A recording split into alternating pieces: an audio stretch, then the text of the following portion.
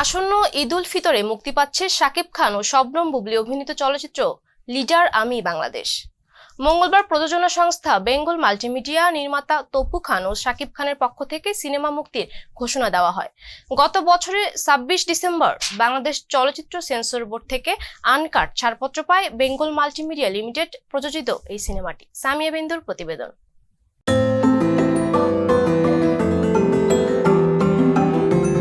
অস্ট্রেলীয় প্রযোজকের অভিযোগ নিয়ে বিতর্ক এখনো থামেনি।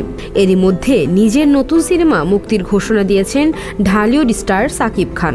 ২১ মার্চ নিজের ফেসবুক পেজ থেকে তিনি জানান, আসছে রোজার ঈদে লিডার আমি বাংলাদেশ নামের চলচ্চিত্রটি মুক্তি পাবে।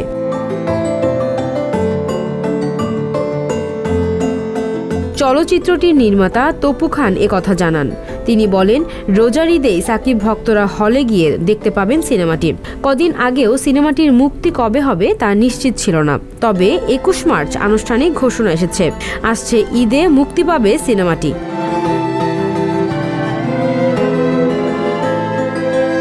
বেঙ্গল মাল্টিমিডিয়া লিমিটেডের ব্যানারে নির্মিত ছবিটি গত বছরের ২৬ ডিসেম্বর বাংলাদেশ চলচ্চিত্র সেন্সর বোর্ড থেকে আনকাট ছাড়পত্র পেয়েছে। এ সিনেমার কাহিনী ও সংলাপ লিখেছেন দেলোয়ার হোসেন দিল।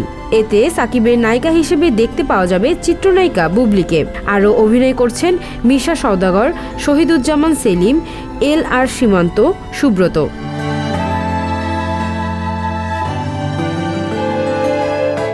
ধূসর হতে বসা জনপ্রিয় ধারার বাংলা চলচ্চিত্রের সাকিব খানের এ সিনেমা কোনো প্রভাব রাখতে পারবে কিনা এ উত্তরের জন্য অপেক্ষায় থাকবে অনেকে।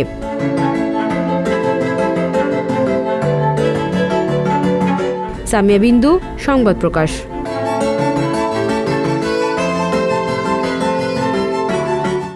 সংবাদ, ফিচার ও অনুষ্ঠানের জন্য ভিজিট করুন সংবাদ প্রকাশের ওয়েবসাইট এবং যুক্ত থাকুন ফেসবুক পেজ ও ইউটিউব চ্যানেলের সঙ্গে।